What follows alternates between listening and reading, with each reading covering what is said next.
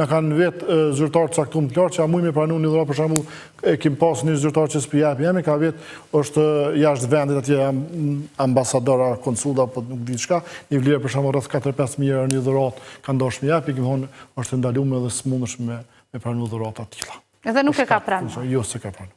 Shumë presidenti i vendit e merr një dhuratë gjatë takimit zyrtar që e ka pas me një homolog tjetër dhe ato mbesin në institucion. Nuk i merr me vetë. Jo, nuk i merr me vetë. Përveç ratave të rastit që në personale ato mund të mimur nëse se të kalojnë vlerën e caktuar që është mbi 50 euro.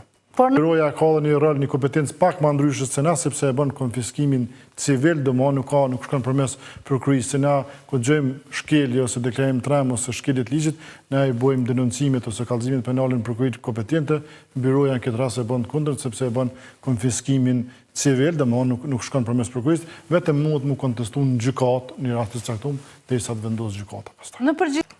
Zyrtar teknikës kriminalistike, hetus në Policitë Kosovës, zyrtar certifikus, hetus, zyrtar doganor, mjek i specialist i mjekësisë emergjence, mbikëqyrës, ortoped, profesor, këto janë kategoritë që kanë mbet pa e deklaruar dikon rreth 35 për tyne, potencialisht mund me ndalë edhe për shkak se disa kategoritë caktuar për shkak ndoshta të moshës, nuk e kuptojnë edhe sistemin teknologjik, po këto gjithmonë janë arsye që na i verifikojmë pastaj ata pasi të dhënë arsye të caktuara, dhe nëse kanë arsye bindse i falin dhe mëni mbyllim rastet. Nëse nuk kanë, i shqiptojmë gjoba, ata prapë mund më anku është një komision mbikëqyrës edhe ku t'i shqiptojmë gjoba.